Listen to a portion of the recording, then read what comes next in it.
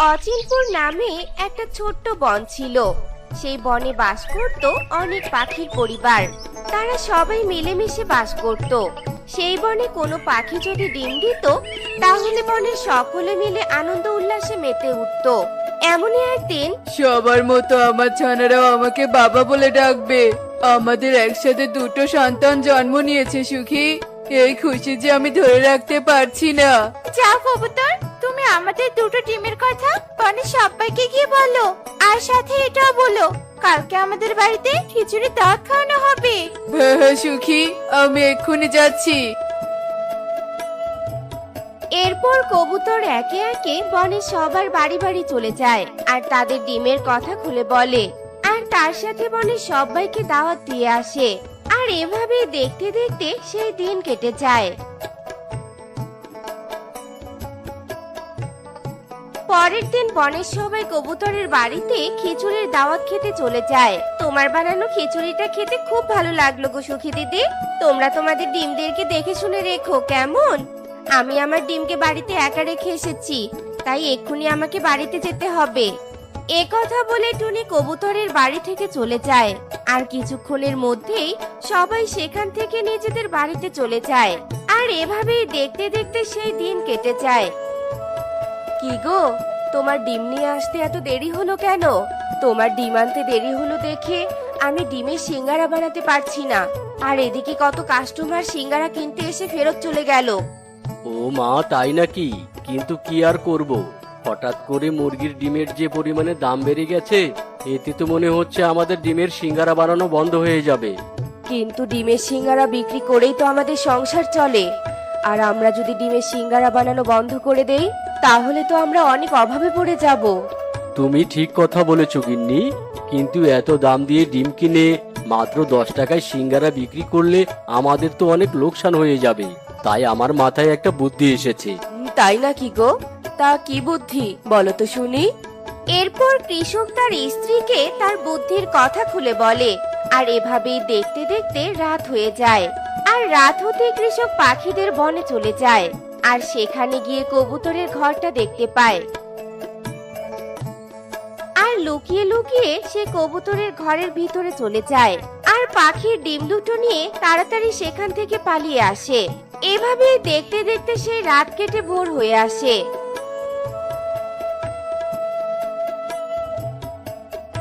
কি, আমার ডিমগুলো কোথায় গেল? কবুতর, এই কবুতর, আমাদের ডিমগুলো কোথায়? কবুতর, বলো, আমাদের ডিম কোথায়? আমাদের ডিমগুলো কেউ রাতের বেলা এসে চুরি করে নিয়ে গেছে। আর আমরা পড়ে পড়ে ঘুমিয়ে থাকলাম। আমরা আমাদের ডিমদেরকে রক্ষা করতে পারলাম না সুখী, পারলাম না। সুখী ও কবুতরের কান্নার আওয়াজ শুনে প্রতিবেশী টুনি সেখানে চলে আসে।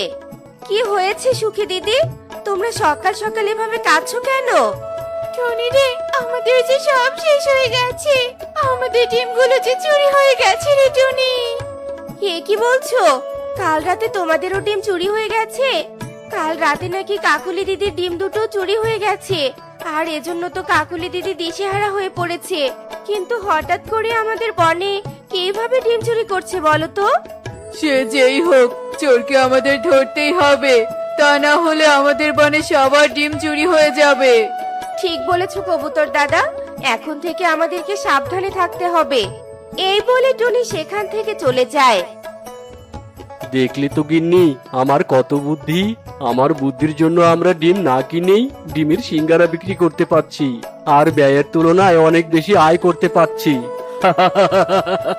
ঠিক বলেছো গো, তুমি পাখির ডিমগুলো চুরি করে এনেছিলে জন্য আমরা গ্রামের সব মানুষকে মুরগির ডিমের সিঙ্গারার নাম করে পাখির ডিমের সিঙ্গারা বানিয়ে খাওয়াতে পেরেছি, যার কারণে আমাদের ব্যয়ের তুলনায় আয় বেশি হয়েছে। কৃষক ও কৃষকের বউয়ের সব কথা টুনি গাছের আড়াল থেকে শুনতে পায়।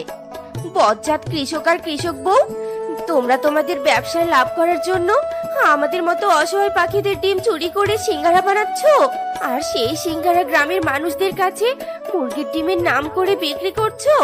তোমরা অন্যায়ভাবে ব্যবসা করে বনের পাখি ও গ্রামের মানুষদের ক্ষতি করছো।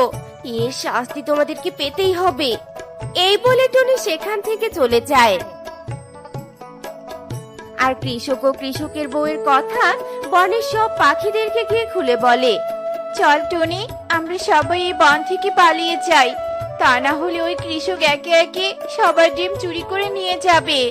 ঠিক বলেছো কাকুলি দিদি, আমরা পাখি হয়ে মানুষদের সাথে কিছুতেই পেরে উঠতে পারবো না, তাই আমাদের সবার বন থেকে পালিয়ে যাওয়া উচিত।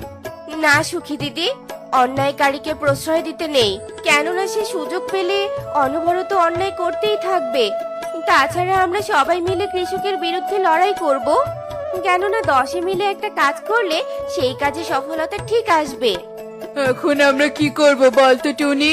আমরা কিভাবে কৃষক ও কৃষকের বউকে শাস্তি দিব? তোমরা সবাই আমার সাথে চলো। এরপর কবুতর, সুখী ও কাকুলি টুনির সাথে চলে যায়, আর টুনি তাদেরকে নিয়ে পুলিশের কাছে যায়।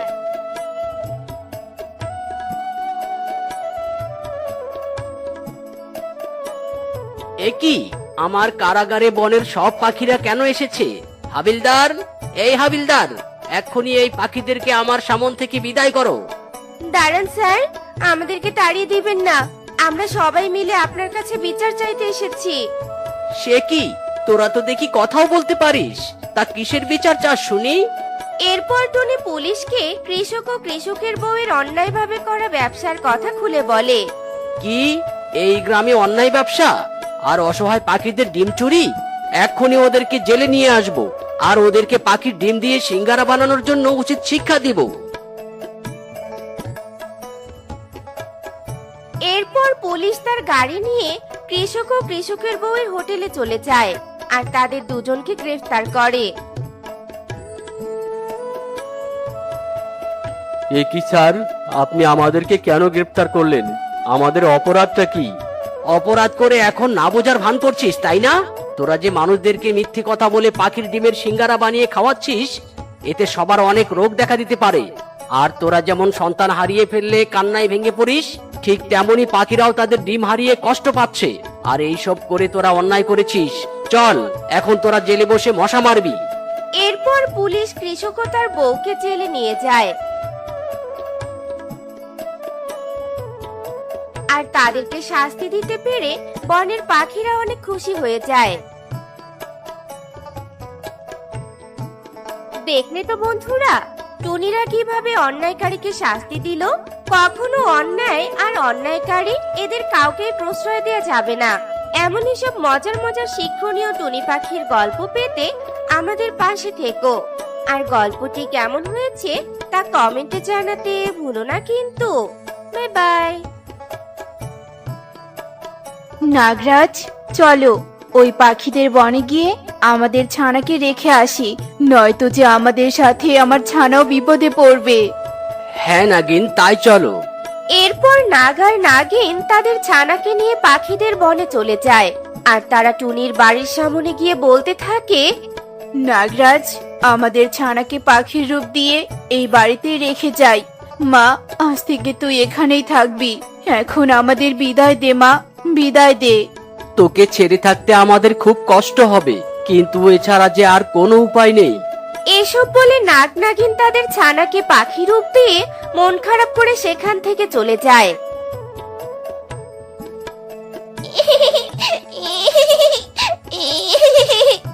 টোনা, আমাদের উঠান থেকে কান্নার আওয়াজ আসছে, মনে হচ্ছে ছোট বাচ্চা কান্না করছে। চলো তো বাইরে গিয়ে দেখি। হে কি টোনা, হে এখানে ছানা কোথা থেকে এলো? আমাদের বনে তো এমন ছানা কারো বাড়িতে দেখিনি।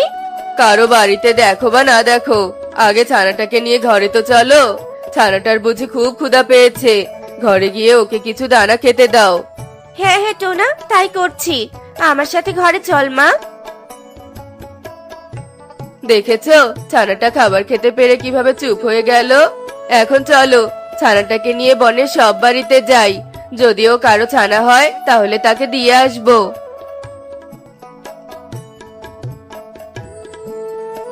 কালু দাদা, এই ছানা কি তোমার নাকি? আমাদের উঠোনে পড়েছিল। না না, এই ছানা আমার হতে যাবে কেন? আমার ছানা তো আমার মতোই হয়েছে। আমি এই ছানাকে চিনি না, তুই অন্য কোনো পাখিকে গিয়ে জিজ্ঞেস করে দেখ। এভাবে টোনা ও টুনি ছানাকে নিয়ে বনের সবার বাড়িতে যায়, কিন্তু তাকে কেউ চিনতে পারে না। তারপর তারা বাড়িতে চলে আসে। টুনি, এই ছানাকে যেহেতু কেউ চিনছে না, তাহলে আজ থেকে এ আমাদের ছানা। আমরা নিজের ছানা মনে করে একে লালন পালন করব। হ্যাঁ টোনা, তুমি একদম ঠিক বলেছ। আমাদের ছানা নেই বলে সৃষ্টিকর্তা বুঝি এই ছানাকে আমাদের কাছে পাঠিয়ে দিয়েছেন। আজ থেকে এর নাম দিলাম টুকি। এসব বলে টোনা টুনি টুকিকে অনেক আদর যত্ন করতে থাকে, আর এভাবেই কেটে যায় বেশ কিছুদিন।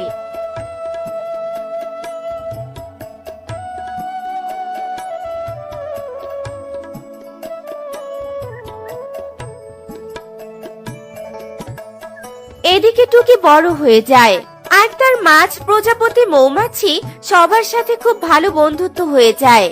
একদিন টুকি পুকুর পাড়ে বসে তার বন্ধুদের সাথে কথা বলছিল। ঠিক তখনই টোনাটুনি সেই পথ দিয়ে উড়ে যেতেই সবটা দেখে ফেলে। দেখো টোনা, আমাদের টুকি মৌমাছি প্রজাপতি মাছের সাথে কথা বলছে, কিন্তু আমরা তো মৌমাছিদের কথা বুঝতে পারি না। তাহলে টুকি কি করে ওদের কথা বুঝতে পারছে? সৃষ্টিকর্তা হয়তো ওকে সেই শক্তি দিয়েছে টুনি। ও খেলা করুক, চলো আমরা আমাদের কাজে চলে যাই। বন্ধু, এখানে খুব রোদ লাগছে, চলো আমরা এই গাছের নিচে গিয়ে বসে গল্প করি।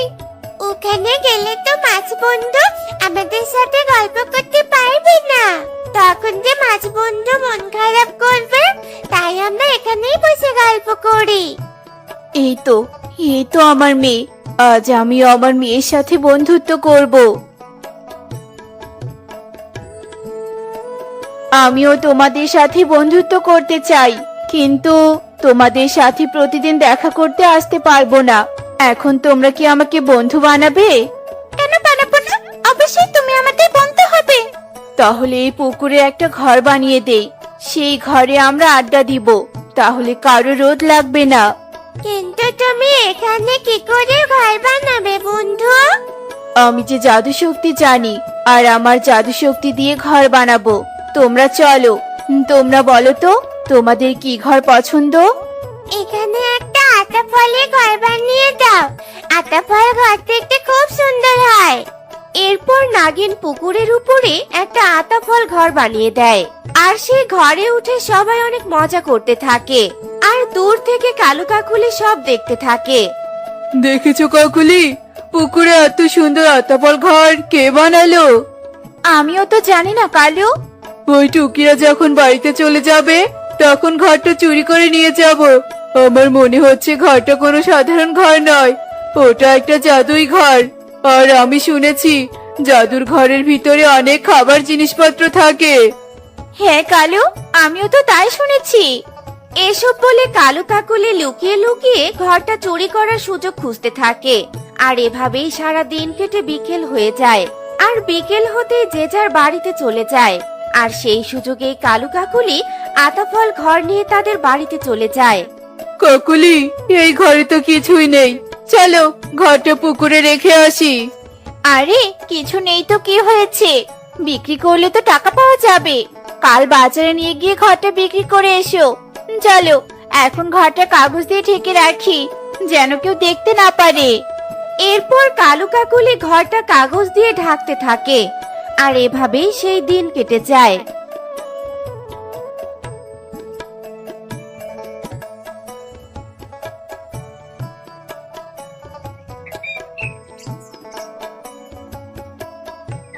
মা, আমি পুকুর পাড়ে খেলতে গেলাম। আচ্ছা ঠিক আছে মা, যা। পুকুরের পানিতে যেন নামিস না, তুই তো সাঁতার পারিস না, তাই ডুবে যেতে পারিস। আচ্ছা ঠিক আছে মা, নামবো না। একে বন্ধু, আমাদের আতাফল ঘরটা কে চুরি করে নিয়ে গেল? আমরা এখন কোথায় খেলা করব? আমরা তো জানি না বন্ধু যে কে ঘরটা নিয়ে গেছে। ওই নাগিন বন্ধু যে কখন এখানে আসে তাও তো জানি না, আর নাগিন বন্ধু কোথায় থাকে সেটাও জানি না। নাগরাজ, মনে হচ্ছে আমাদের ছানা খুব কষ্টে আছে। আমি বরং একবার ছানাকে দেখে আসি। আচ্ছা ঠিক আছে নাগিন, যাও তবে সাবধানে যেও। বন্ধু, তোমরা সবাই মন খারাপ করে বসে আছো কেন? বন্ধু, তুমি এসেছো? দেখো না, আমাদের আতাফল ঘরটা কে যেন চুরি করে নিয়ে গেছে। দাঁড়াও, আমি জাদুর মাধ্যমে দেখছি কে নিয়ে গেছে। তোমাদের বনের কালো পাখি ঘরটা চুরি করে নিয়ে গেছে।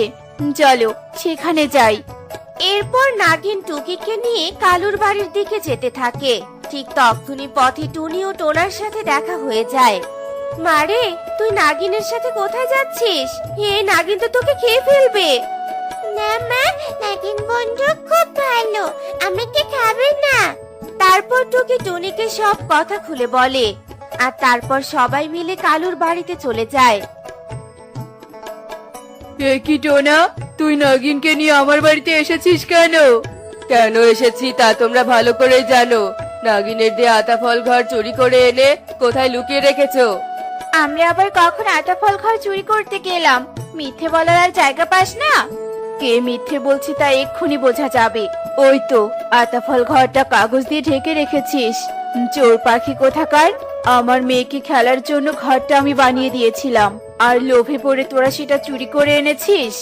তোমার মেয়ে মানে? নাগিন, কে তোমার মেয়ে? মুখ ফসকে যখন এইটুকু বলেছি, তখন সবটুকুই আজ বলবো। তবে কথা দাও, সত্যিটা জানার পর আমার মেয়েকে ফিরিয়ে দিবে না। আমার মেয়ে তোমাদের কোনো ক্ষতি করবে না। তার মানে টুকি তোমার মেয়ে? কথা দিলাম, ফিরিয়ে দিব না। আসলে আমাদের শত্রু ডাইনি নাগিন আছে, যে কিনা বলেছে আমার ছানা হলে তাকে মেরে ফেলবে।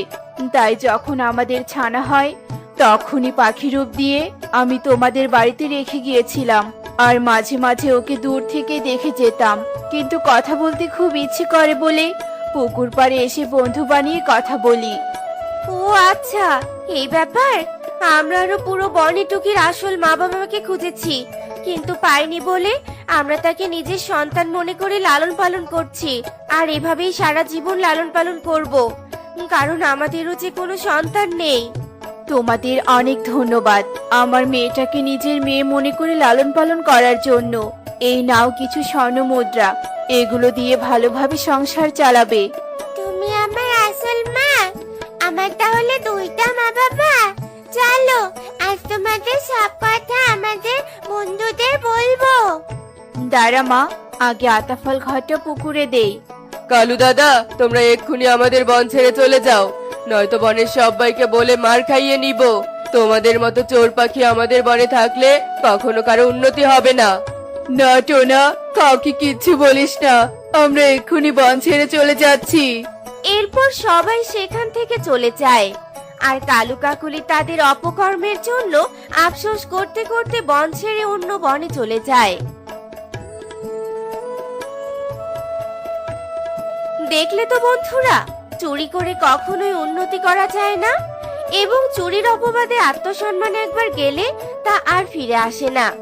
এমনই সব মজার মজার শিক্ষণীয় টুনি পাখির গল্প পেতে আমাদের পাশে থেকো। আর গল্পটি কেমন হয়েছে তা কমেন্টে জানাতে ভুলো না কিন্তু। Bye bye.